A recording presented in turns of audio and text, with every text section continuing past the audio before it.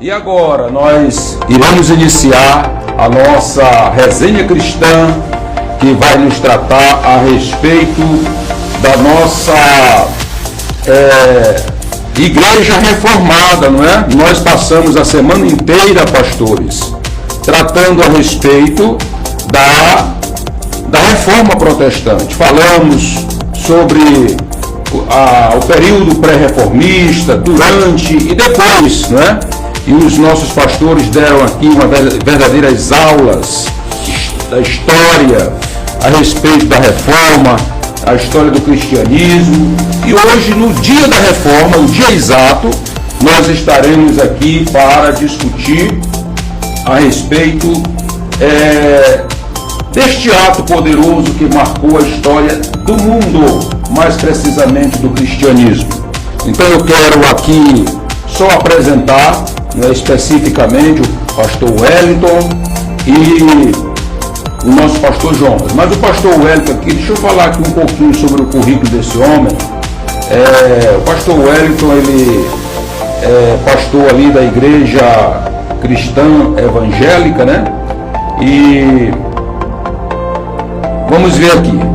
Pastor Wellington é bacharel em teologia pelo Seminário Cristão Evangélico, é pós-graduado em teologia pela Uniaselv, mestrado em missiologia pela Faculdade Metropolitana do Rio de Janeiro, licenciatura em pedagogia, Faculdade Santa Teresa, doutorado em História da Igreja, Faculdade Metropolitana do Rio de Janeiro, juiz de paz eclesiástico, Ordem de Ministros Internacional. Meu caro pastor Jonas, como é que a gente vai fazer para discutir com este homem aqui alguma coisa, meu irmão? Aprender com ele. Nós estamos aqui para aprender também, tanto quanto os ouvintes, né? Exato. Pois é isso aí. Pois esse é o pastor Wellington, que aqui chegou. Seja bem-vindo, pastor Wellington, mais uma vez aqui. Obrigado. Para mais um trabalho. Amém, né? amém. Estamos juntos. Será uma honra. Mas também o pastor Jonas não é fraco, não. Olha aqui, ó. Pastor Jonas Rodrigues, bacharel em teologia, graduado em gestão pública, pedagogia e ciências contábeis, escritor e presidente da Assembleia de Deus Missão Pará, trabalhando aqui na cidade de Rosário e região. É uma alegria muito grande nós o termos aqui conosco nesta manhã, pastores, e nós vamos estar exatamente nos unindo aqui em torno desta causa. E eu quero começar a nossa resenha fazendo aqui a seguinte análise. Nosso tema é exatamente Igreja Reformada e sua autocrítica, sua autoanálise. Então nós vamos analisar exatamente dos 508 anos para cá. Como chegamos até aqui, como foi o decurso dessa história após Martinho Lutero e sua equipe, seus companheiros, seus colaboradores trabalharem a reforma protestante, e como a igreja tem a igreja protestante, a chamada igreja reformada, como é que ela tem se comportado, se desenrolado e progredido ao longo desses 508 anos. Então, a princípio, eu vou fazer aqui uma pergunta para os dois pastores. A pergunta é a seguinte: pastores, me digam aqui o seguinte: como os senhores definem o ato histórico do cristianismo chamado Reforma Protestante? Como é que os senhores definem com uma palavra ou no máximo com uma frase? Pastor Wellington. Eu defino como necessário por conta do contexto histórico da época, necessário do ponto de vista moral, espiritual e estrutural. Muito bem. Pastor Jonas? Eu defino a questão reforma como uma ação, uma intervenção de Deus necessária para que resgatássemos a verdadeira intenção de Deus, que é o Evangelho, e uma igreja santa para expandir o Evangelho a demais nações. Muito bem. Muito bem, muito bem. E eu gostaria também de dar continuidade com a seguinte pergunta, e eu queria a opinião dos dois, logicamente. Partindo da premissa que estamos aqui fazendo uma autoanálise da nossa própria história, o quanto igreja protestante, né? Como os senhores analisam estes 508 anos de igreja protestante tida como reformada? Qual a análise que os senhores fazem a respeito dessa história nossa de 508 anos? Eu parto do ponto de vista diante dos pontos positivos e dos pontos negativos, né? Vamos lá para os pontos positivos. Se não fosse a reforma, hoje nós não teríamos escola. Se não fosse a reforma, hoje nós não teríamos até mesmo a própria gráfica. Se não fosse a reforma, hoje nós não teríamos a junção do rico literalmente com o comerciante, que era o burguês da época, né? Se não fosse a reforma, a gente não teria a quebra do preconceito social. Se não fosse a reforma, nem a própria ciência iria literalmente se desenvolver. Se não fosse a reforma, nós não teríamos nem a Bíblia, nem caneta. Se não fosse literalmente a reforma, a gente não teria desenvolvimento da própria sociedade. Então, a reforma, ela promoveu uma espécie de expansão muito grande. Poucas pessoas sabem disso, literalmente, né? Então a reforma traz literalmente esses benefícios para toda a sociedade. Do ponto de vista estrutural da realidade de hoje, o contexto político não trouxe nenhum benefício, mas a reforma sim trouxe, por uma visão mais ampla nessa perspectiva. Certo. Pastor Jonas? A reforma, como ouvimos nosso colega pastor Wellington, a gente tem a frase, a igreja reformada sempre reformando. Sim. Então a gente vai ver que a reforma foi o início de um grande trabalho que ainda viria pela frente, contando com o apoio de muitos outros homens e mulheres que colaboraram com a questão da reforma. A gente sabe que o Martinho Lutero ele iniciou um trabalho, só que foi se construindo este trabalho no decorrer do tempo. E a contribuição da reforma, ela tanto no aspecto religioso, social, político, o pastor Wellington aqui já citou, mas nós vamos ver que, apesar de todo o trabalho de Lutero, Zwinglio, Calvino e de tantos outros que trabalharam na questão da reforma, a gente sabe que houve também as questões internas. As questões internas que entram na questão da nossa análise aqui, da autocrítica, o autoexame, a autoavaliação. Sim. Que os reformadores eles tinham algumas dificuldades internas entre eles para poder então chegar a um senso comum. Conta-se que o Líquido Zwinglio se reuniu para discutirem pontos doutrinários da igreja. Quando chegou no ponto da ceia, um acreditava que era simbólico, a doutrina, e o outro não, é literal. O Martinho Lutero também, né? Ele teve essa dificuldade. Então aí o Zwinglio foi cumprimentar o Lutero não quis cumprimentá-lo, porque eles não concordaram naquele ponto. Então a reforma, ela foi uma reforma realmente essencial, fundamental, só que mesmo com aquele trabalho era necessário ter a autocrítica, aquela avaliação, e eles começaram a fazer isso, né?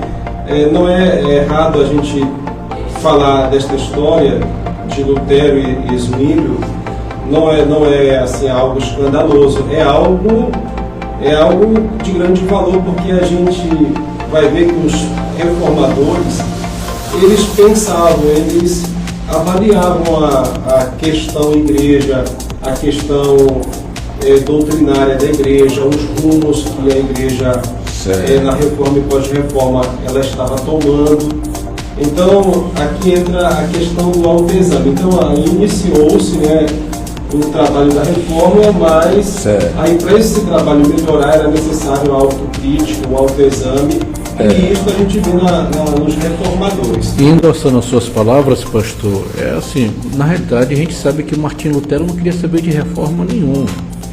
Ele não queria nem sair da Igreja Católica, né? Aí essa temática ela foi discutida em discordância de um com o outro por conta desse tema, transubstanciação e consubstanciação. Um pensava de uma forma, outro pensava de outra, né? E Martinho Lutero não queria fazer literalmente o quê? Essa reforma. O que Martinho Lutero queria? Era que a igreja voltasse aos princípios da palavra, dentro da premissa de Mateus, capítulo 22, versículo 29, na afirmação do nosso Senhor Jesus Cristo, quando ele diz: errais porque não conheceis as Escrituras e nem o poder de Deus. Então, o Jesus Cristo estava dando literalmente um toque ali que os religiosos da época, que eram os saduceus, né, e ao contexto religioso judaico, vocês estão errando na interpretação da minha própria palavra, vocês estão errando no que diz respeito a Taná. Você sabe que a Taná é o Antigo Testamento todinho, a Torá são os 5 primeiros livros da Bíblia. Então, quando ele estava falando isso, vocês estão interpretando errado. A igreja, ao longo do tempo, vem interpretando errado. E a reforma foi necessária por conta de interpretações equivocadas, historicamente falando. E Martinho Lutero observou isso. O principal ponto de Martinho Lutero foi Romanos capítulo 5, versículo 1. Justificado, pois, mediante a fé, temos paz com o nosso Senhor Jesus Cristo, né? Então, quando ele fala isso, a Igreja Católica estava dizendo outra coisa totalmente diferente. E ele disse: não, está errado um negócio desse. Eu, assim, analisando o perfil de Martinho Lutero, né, e até mesmo dos seus colaboradores, não é, pastores? A gente pode chegar à conclusão de que ele era um homem muito zeloso, assim como também os seus colaboradores eram homens zelosos pelas coisas de Deus, tinha paixão. É tanto que a visão deles era não sair da Igreja Católica, porque na verdade era a igreja que existia. E eles tinham um amor, sim, por aquela igreja, só que estavam existindo extremos que não lhes permitiam mais comungar com tudo aquilo, não é? Muito bem. Mas, meus caros pastores, a reforma aconteceu e uma nova história surgiu, e analisando hoje em nossos dias, quais assim os principais problemas que a Igreja Reformada tem enfrentado ao longo da sua história, inclusive nos dias atuais? Problemas de ordem moral, de ordem espiritual, no sentido geral. Pastor Jonas, qual seria assim a sua análise quanto a essa questão? É uma responsabilidade nossa, né, pastores, estarmos aqui para poder nos autoanalisarmos. É muito fácil falar do que ficou para trás. Agora, falar da nossa realidade não é para qualquer líder, é para quem tem compromisso de fato com a visão do reino de Deus. Falando desse ponto ali, eu lembro da história da mulher que ficava olhando a vizinha lavar as roupas e ela ficou percebendo que as roupas brancas da vizinha estavam sujas.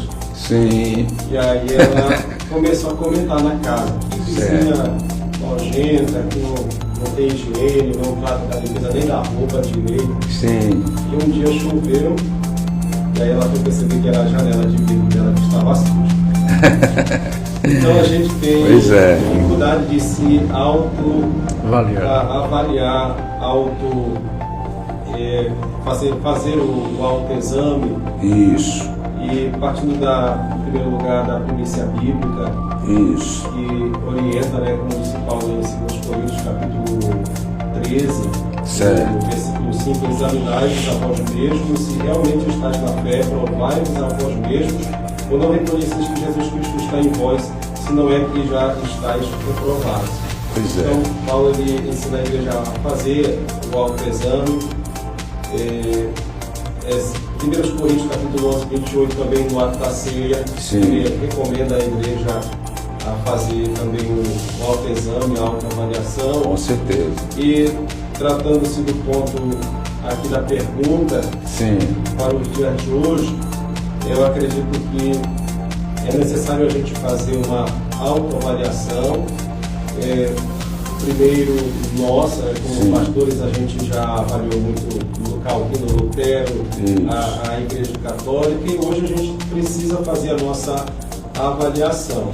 Eu acredito que um dos pontos em que a Igreja ela precisa retornar é a sola Escritura, como ensinou o Martinho Lutero, né? Porque a reforma era um resgate, era resgatar a palavra e para que a igreja voltasse para as Escrituras, porque as Escrituras elas são a nossa regra de fé e de prática. Então o Martinho Lutero ele queria um resgate, a reforma queria resgatar a igreja a palavra e resgatar essa palavra para a igreja. Nós temos uma crise, eu posso dizer, na área da pregação, da palavra de Deus.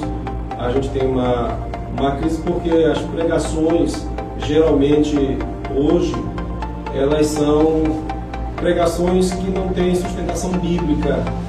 Há muitas, a gente ouve, né? Não é cristocêntrica, né? Ou seja, não é cristocêntrica e às vezes não é uma pregação que seja retirada realmente do texto bíblico. Pastor Jonas, me permita eu fazer também um adendozinho aí. Sim. E eu diria também, pastor, que são pregações que não contemplam princípios. Sim. Que só contemplam, não é, o oba-oba que Exato. satisfaz o povo. É uma pregação coach, né? Coach, Muitas das vezes, claro, de autoajuda. de autoajuda, e não Isso. confronta realmente o pecado. Isso, exatamente. Os princípios. Tem um pastor que eu gosto dos trabalhos dele, dos livros. Sim. Ele disse que a pregação da palavra de Deus é tão importante na igreja que ela diminui até o trabalho do pastor. Com certeza. Porque Com certeza. quando o pastor ele está ministrando a palavra de Deus para os ouvintes, ao invés dele atender no seu gabinete uma dezena Isso. de pessoas, aí ele já vai tratando aqueles problemas da pregação, já vai orientando. Tem uma frase de um pastor que diz assim: quanto mais palavra no altar, menos gabinete. Menos gabinete. E é verdade. Então a gente realmente entende da importância da pregação até para a gente formar crentes. Isso. Que eles possam ter um entendimento, né, da palavra de Deus e consigam se autoavaliar, fazer uma autocrítica, pensar, antes de aceitar qualquer coisa, está nas Escrituras, é preciso examinar aqui. Então a gente vai criando uma igreja madura nesse verdade. aspecto. Então eu penso que este ponto é necessário a gente reavaliar ainda hoje, porque os reformadores realmente eles trabalharam a fim de dar as Escrituras para o povo, e não só dar, mas dar a educação também, como o pastor já falou, preparar seminários e a preparação de líderes. Sim. Então eu penso que um ponto a ser pensado é o resgate das Escrituras realmente, da pregação bíblica, cristocêntrica. Eu acredito que a gente precisa cada vez mais investir neste ponto. Com certeza. Inclusive, pastores, eu queria aqui aproveitar a fala do pastor Jonas para dizer o seguinte: nós vemos hoje a escola bíblica dominical, que é uma escola popular da igreja, né, de todas as denominações praticamente. Nós vimos hoje uma escola dominical extremamente desgastada, desorganizada, sem critérios pedagógicos, sem recursos técnicos, sem professores capacitados, treinados, né? Ignora-se, né, a capacitação desses professores, alegando que o que inspira é o Espírito Santo. Exato. E aí a gente vê. E quando se fala no ensino superior teológico, você vai ver aí seminários mais formando técnicos profissionais em teologia, não é? Do que pastores de fato, do que líderes comprometidos com uma visão de reino, com o trabalho do Senhor, às vezes preparando pessoas mais para discutir religião e às vezes o ensino depurado, que contempla, como já falei, os princípios de um ministério, de uma vida ministerial realmente alinhada com a palavra. Isso hoje está em crise, né? Hoje, para você encontrar um seminário que de fato satisfaça a visão de quem quer viver uma vida, um ministério alinhado com Deus, já não é mais tão fácil, não é? Pastor Wellington, e aí? A pergunta, o senhor lembra? Lembro. Pois pronto, vamos lá. Eu parto do ponto de vista, eu gosto muito dessa expressão do apóstolo Paulo, quando ele diz lá em Gálatas, capítulo 2, versículo 20, ele diz que já não sou eu mais quem vive. Isso. Mas Cristo vive em mim. Quando você vai fazer uma tiragem escrutinada, exegeticamente falando, desse versículo, no original a gente vai descobrir exatamente o seguinte: Cristo está dizendo exatamente o quê? Olha, não confie em você. É só Cristo agora. Verdade. Desista de você. Apenas o Senhor Jesus. Quando o apóstolo Paulo ele faz essa afirmativa, ele está se lembrando de Jeremias. Quando Deus diz, por meio de Jeremias, maldito o homem que confia. Isso, na força do próprio braço. Exatamente. Eu fico dizendo literalmente o que para mim? Eu fico falando que eu não confio nem em mim mesmo. Porque se eu for confiar em mim, eu vou fazer bobagem. Eu vou fazer loucura, insensatez. O grande problema da sociedade hoje, principalmente essa gama religiosa que nós temos, é simplesmente a projeção do eu. Sim. A projeção dos seus guetos ministeriais. Infelizmente. Essa é uma realidade. Nós temos que ser sinceros.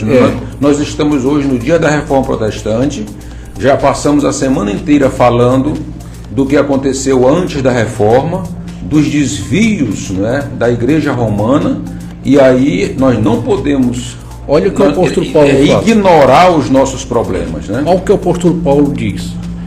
Isso é um problema que nós estamos vivendo hoje. Hoje tem gente, olha, eu sou denominação tal, eu sou denominação tal, eu sou denominação tal.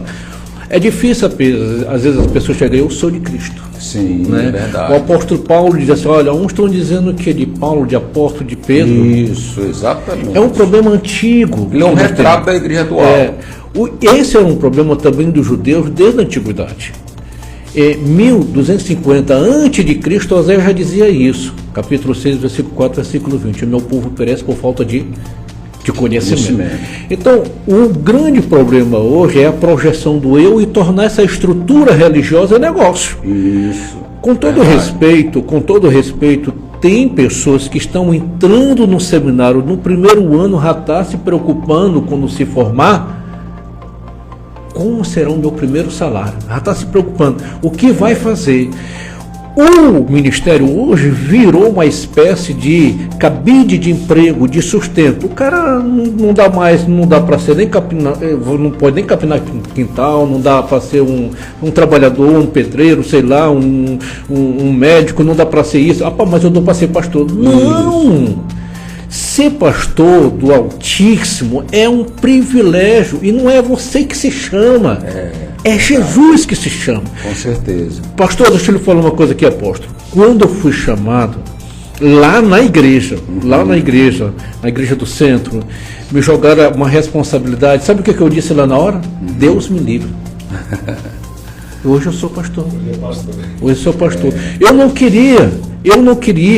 Então o que você não quer, Deus quer, você está ferrado. Olha o que Deus disse literalmente para Ananias, quando simplesmente o apóstolo Paulo, que era Saulo antigamente, andava perseguindo a igreja. Isso. Quando ele teve um encontro com o Senhor Jesus Cristo, Deus disse assim para Ananias, vai visitar fulano de tal, com o nome Saulo, está em rua tal, está em lugar tal. Senhor, eu vi muita coisa.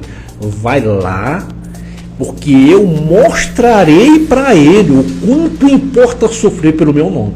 Exatamente. Hoje, pastores estão querendo mais andar de luxo, meu amigo.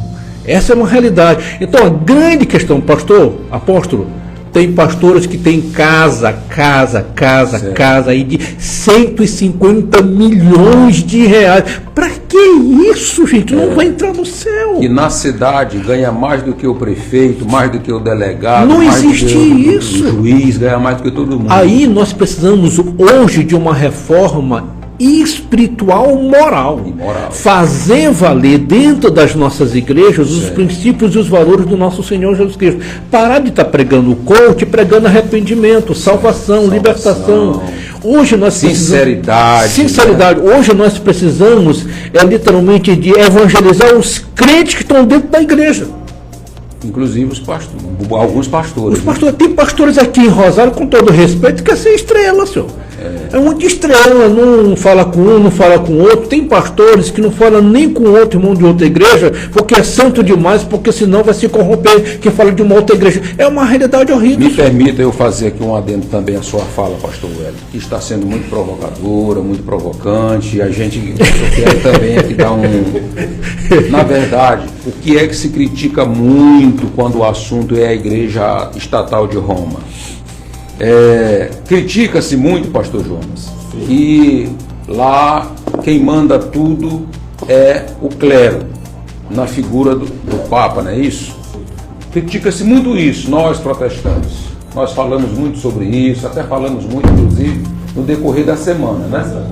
E aí o que acontece? A gente sabe que quando a igreja migrou para Roma e que entrou nessa rota aí triste, lamentável, o reino de Deus foi substituído pelo reino papal de Roma, chamado clero romano, não é isso? Mas eu lhe pergunto aqui uma coisa. Será que esta não é a realidade de muitos casos em nossos dias, dentro do nosso ambiente protestante? Em muitos cenários, em muitos arraiais aí, será que o reino de Deus também não está substituído pelos impérios que foram montados em torno de homens de carne e osso? O que o senhor me diria? Pastor, contextualizou agora, veio para os nossos dias. Sim. De fato, a gente percebeu que no decorrer dos anos a igreja ela expandiu, ela se fortaleceu e se fortaleceu em tudo. E também a gente vai ver o crescimento em grandes estruturas. Isto é bom, a igreja ter estrutura, a igreja ter todo um aparato, isso é importante.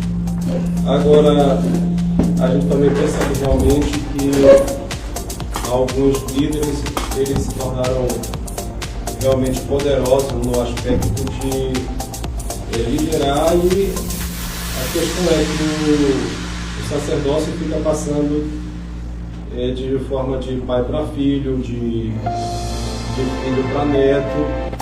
Então a gente... O mesmo que o Império fazia antigamente. Sim, é o que a gente está falando aqui. Então eu acredito que é necessário haver um autoexame. Claro que a gente não vai descartar que um filho de um pastor ou de um grande líder religioso ele não possa substituí-lo, né? Porque às vezes de fato tem um chamado de Deus. Direcionamento de Deus, né? A gente vê que é uma exceção, uma regra, e cabe aqui essa reflexão.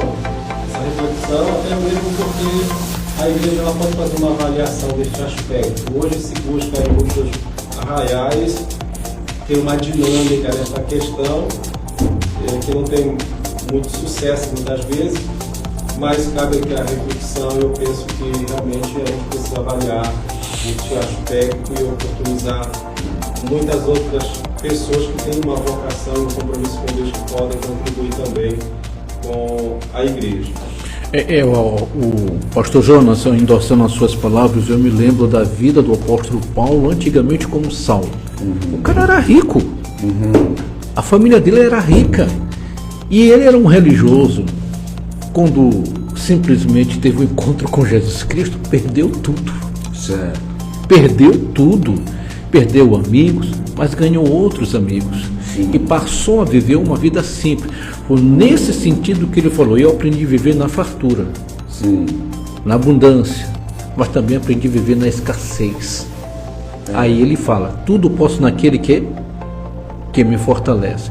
Então hoje a gente não está muito ensinando essa vida simples. Jesus Cristo foi o nosso exemplo. Sim. Você vai lá em Filipenses capítulo 2, a partir do versículo 18 em diante, ele diz assim: olha, Cristo desceu da sua glória para viver entre nós, como um de nós, Certo. da forma mais simples possível, para dar exatamente esse exemplo.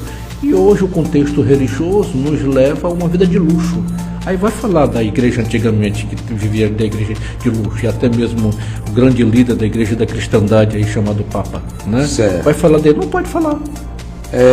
Avançando aqui, é o seguinte: eu particularmente, eu não sou contra ninguém ter a sua vida financeira abastada, equilibrada, desde que isso seja legítimo e desde que o reino de Deus esteja acima de tudo, não é? Acima de tudo. E nunca que essa vida financeira luxuosa venha se transformar em um império em torno deste líder, desta pessoa que assim tem, né? Mas vamos avançar aqui. Eu queria compartilhar aqui uma pergunta que bastante talvez intrigante, né? Mas eu queria fazer aqui para te analisar. Sim. A Bíblia, através do livro de Atos e todo o seu contexto, nos apresenta uma igreja em Jerusalém, né, que recebeu a descida do Espírito Santo, se espalhou por todo aquele contexto, né, Samaria, toda a Judéia, e que iria se multiplicar até os confins da terra, como o próprio Senhor anunciou. Beleza. Roma, ao invadir a igreja, né, através de Constantino, e tomar as rédeas da igreja e transformá-la em uma igreja estatal e que se corrompeu, aquela igreja que chegou até os dias de Martinho Lutero e que infelizmente até hoje continua na mesma linha, né? Bom, a história nos apresenta também esta outra igreja, com essa outra visão, com essa outra proposta totalmente diferente da igreja de Jerusalém. Bom, e após a reforma? E a reforma protestante? Ela nos remitiu à igreja de Jerusalém, ela nos restaurou ao modelo bíblico de Jerusalém, ou ela nos apresentou um terceiro modelo de igreja nos nossos dias? Vamos lá. Eu inicio, o senhor inicia? Não, vai o senhor aí. Vamos lá, pastor Jonas, vamos lá. Seminarista, depois eu Vamos lá. Assim, a igreja reformada, nós podemos dizer, Sim. ela tem as 5 solas que dá um fundamento muito bom sobre a estrutura da igreja, e é um retorno à igreja em Jerusalém. Agora, a gente vai ver que os dias eles não eram fáceis. O que os reformadores eles queriam de fato, que era trazer à igreja realmente a palavra de Deus, levar ela ao padrão da igreja em Jerusalém, a gente entende que não foi fácil. Então a gente pode dizer que a igreja ela realmente melhorou, porque quando a gente estuda a questão histórica, a reforma, a gente às vezes olha, mas a igreja ela tinha se acabado naqueles dias, não existia igreja, não, mas existiam ali pessoas fiéis, do ponto de vista estrutural não, mas do ponto de vista espiritual, a igreja de Deus ela estava ali, só que ela foi retirada, removida ali da estrutura apenas, mas ela existia. Se a igreja voltou ao padrão da igreja em Jerusalém, eu penso que não voltou, mas ela se aproximou. Nós vamos ter o movimento do pietismo. Qual era o movimento pietista? Era um grupo que se levantou ali para dizer assim, olha, está faltando nesta igreja espiritualidade, está faltando piedade, né? Certo. Então, porque a reforma ela criou crentes, ela criou pessoas com uma fé intelectual muito boa. Eles conseguiam raciocinar sobre fé, discutir sobre fé, eles conseguiam fazer avaliações e tudo mais, só que faltava piedade. Então o movimento pietista veio e disse assim, olha, muita letra, muito conhecimento, muita razão, só que é necessário essa ortodoxia, ela tem que se tornar ortopraxia, né? A prática da doutrina. Ela tem que se tornar a prática da doutrina, porque a igreja reformada, é só a gente ler um pouquinho a história, a gente vai ver que está aqui, acolá, o cristão ali fumar um charuto, tomar uma bebida. Então, o padrão ainda não estava, melhorou bastante. Então, o movimento, os pietistas, eles buscaram resgatar essa espiritualidade, a prática, a devoção, uma vida fervorosa no espírito. Então, a igreja reformada, do ponto de vista histórico, ela melhorou, ela buscou se aproximar ao modelo da igreja em Jerusalém, só que ela não conseguiu realmente fechar este pacote, eu posso dizer assim. Muito bem. Você está ouvindo Venha o Teu Reino, a alegria e a inspiração do seu dia. Muito bem. Pastor Wellington, eu sei que o senhor está aí com a expectativa aí poderosíssima, mas eu quero lhe fazer aqui uma outra pergunta por conta do nosso tempo. Já estamos aqui contando os minutos. É exatamente porque a resenha está poderosa, está maravilhosa, e nós estamos aqui, o tempo está passando velozmente para nós aqui. Então eu vou lhe fazer aqui uma outra pergunta. A igreja reformada, ela, logo ali no início aqui da nossa resenha, foi falado a respeito da divergência em torno da Santa Ceia, não é? Ali já foi um prenúncio do que seria a igreja reformada. E hoje nós somos subdivididos, né, em milhares de denominações. Seria a falta de unidade o nosso maior problema, o quanto igreja reformada? O que o senhor diria? Eu creio que não. Sim. Porque consciência da perspectiva da unidade, a igreja ela tem, falta só a prática. Sim. Né? A prática. Eu vejo essa multiplicação de igrejas dentro de um sentido de um pai com filhos, né? Certo. Você imagina o pai ter diversos filhos, 10 filhos, todos eles chamados de João. Quando chama João, entendeu? Aí vai todo mundo ao mesmo tempo. Em casa é mais ou menos isso. João Batista, João Marcos e João Pedro.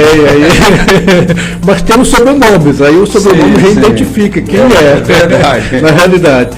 Então, eu creio que todas as igrejas evangélicas, genuinamente evangélicas, tiveram e têm uma belíssima contribuição nesse sentido, nessa perspectiva. Sim. Vamos dar um exemplo aqui. Não é a igreja conservadora, protestante, tradicional protestante, que está impedindo do avanço do islamismo no Irã, no Iraque, em boa parte da África Equatorial e a África Subsaariana. Sim. Quem está impedindo é a igreja protestante, literalmente o quê? Neopentecostal. Certo. Pentecostal e neopentecostal. É a igreja que muito de nós, crentes conservadores, criticamos, na realidade, por conta de alguns erros doutrinários.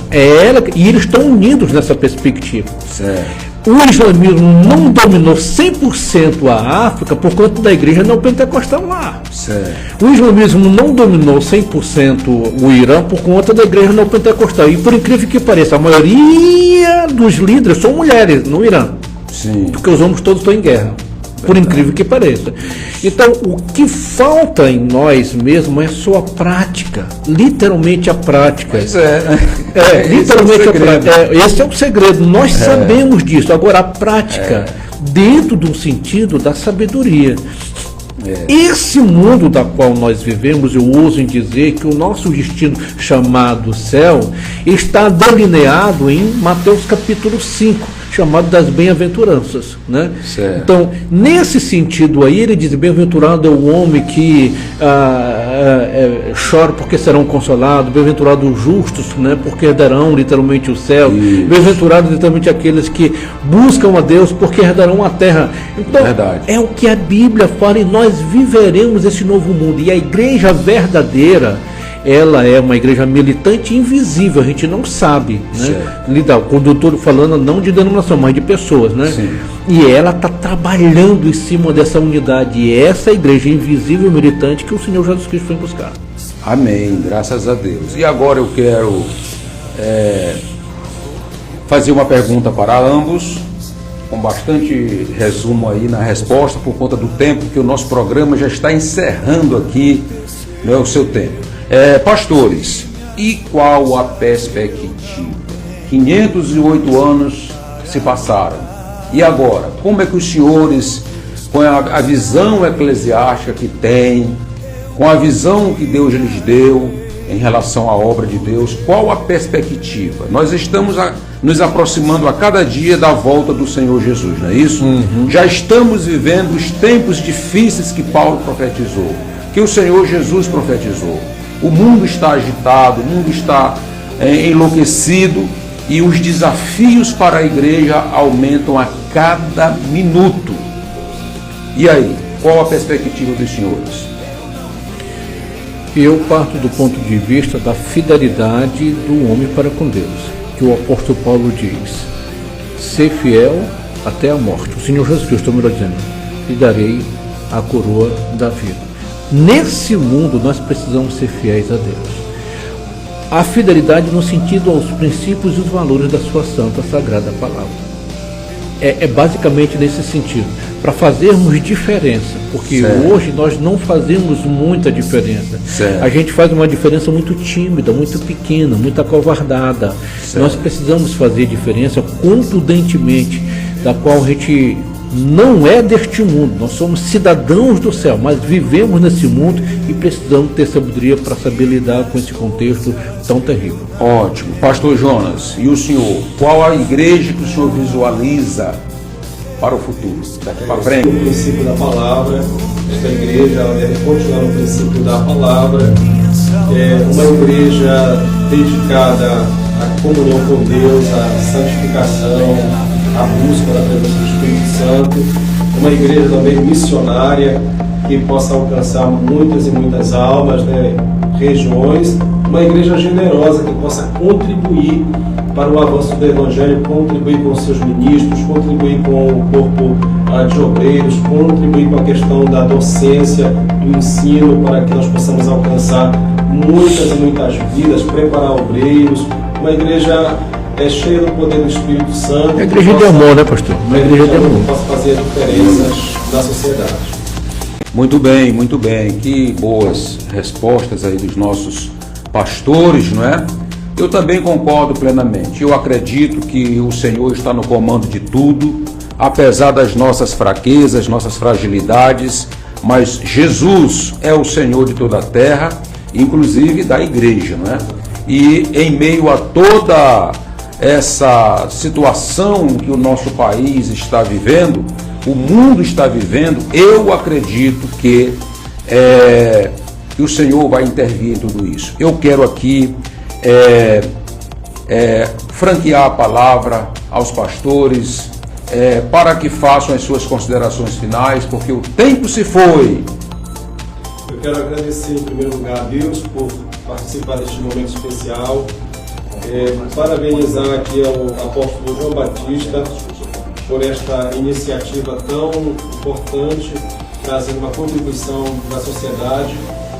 Quero aqui cumprimentar os meus colegas, pastor Paulo, o pastor Rodrigo Macabeira, que esteve ontem aqui, o pastor Hélio, parabenizado pelo seu momento aqui também, que já fez uma entrevista antes. Isso. E a todos os pastores, um abraço para a Igreja Assembleia de Deus, a Demissão Pará, a minha esposa, a Eras Feliz, e toda a sociedade de Rosário, um grande abraço. E também mandar um abraço lá para os nossos pastores lá no Pará, na convenção Conde Adepa. Amém. Uma grande festa reunida. O programa Venha o Teu Reino também manda este abraço para os nossos irmãos lá no Pará. Amém. Pastor Wellington. Eu queria, claro, a Deus a honra, a glória, o louvor seja dado, é um momento bom. Minha irmã, ela está nos escutando por meio do link lá na França agora. Amém. Na França. Tenho um irmão no Rio de Janeiro que também está nos escutando e uma irmã lá em Santa Catarina. Amém. Está nos escutando. Nosso abraço. Além do pessoal aí todo lá de São Luís, alguns pastores Amém. amigos meus, nesse momento estão no seminário. Um abraço aí para todo mundo do nosso seminário, que Amém. Deus esteja abençoando ricamente, né? Amém. E os nossos pastores da banca aqui, foi um bom debate. Eu gosto de debate, né? O negócio é debate. Percebe-se. Mas quero parabenizar o apóstolo. O apóstolo, para mim, é uma das lideranças expressivas nessa cidade de Rosário, que tem visão de reino, que tem visão até de administração, que tem visão literalmente de promover graça, entendimento. Parabéns, apóstolo. Se ele quisesse, ele fazia esse programa ele sozinho, só a igreja dele mesmo e pronto. Mas aí é uma visão denominacionalista, né? Seria uma visão egoísta. E a visão que deve nortear a igreja e a sua liderança é a visão de reino. Claro, é a visão de reino. Parabéns, apóstolo. Deus esteja abençoando ricamente o Senhor em nome de Jesus.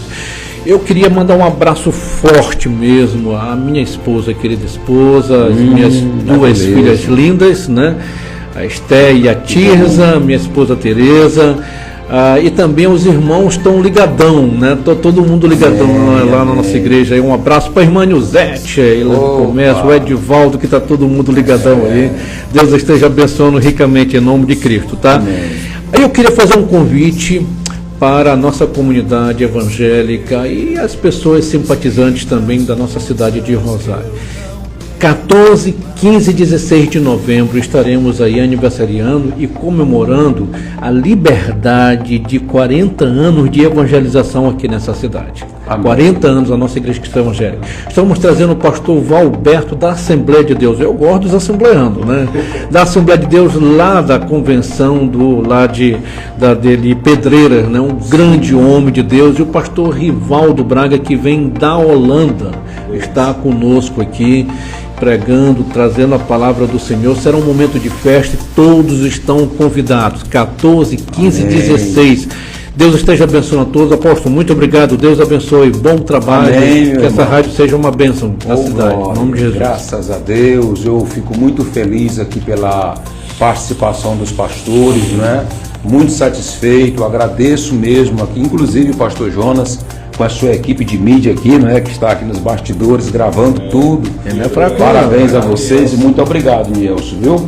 Que Deus te abençoe de uma forma sobrenatural. E eu quero também aqui agradecer os pastores que estiveram aqui, como já foi dito, né, durante a semana, o pastor Paulo Saboia, o pastor Rodrigo e a todos vocês que estiveram aqui, os nossos locutores do programa Venha o Teu Reino, que foram super eficientes no trabalho que fizeram. Pastor? Sim, pastor. Quero fazer aqui um convite também. Amanhã, sábado, nós vamos estar realizando um grande louvorzão por um bom tempo. Olha que maravilha. É o 7º ano desta programação. Queremos convidar você e sua família. Bênção. Às 19 horas vamos estar lá com uma gama de cantores, ministérios e um pregador poderoso lá. Que coisa maravilhosa, né? Amém. Que coisa maravilhosa. Pois é, meus amados. Eu quero aqui expressar minha gratidão a todos que estão nos ouvindo neste momento, que têm participado. Vocês poderão continuar assistindo pelo link que vai estar aí à disposição de todos vocês. E que Deus abençoe de uma forma toda especial a todos que colaboraram com este projeto da Reforma Protestante, a Semana Amém. Protestante. Deus abençoe a todos. Amém. Forte abraço aí, todo mundo. Disse Jesus.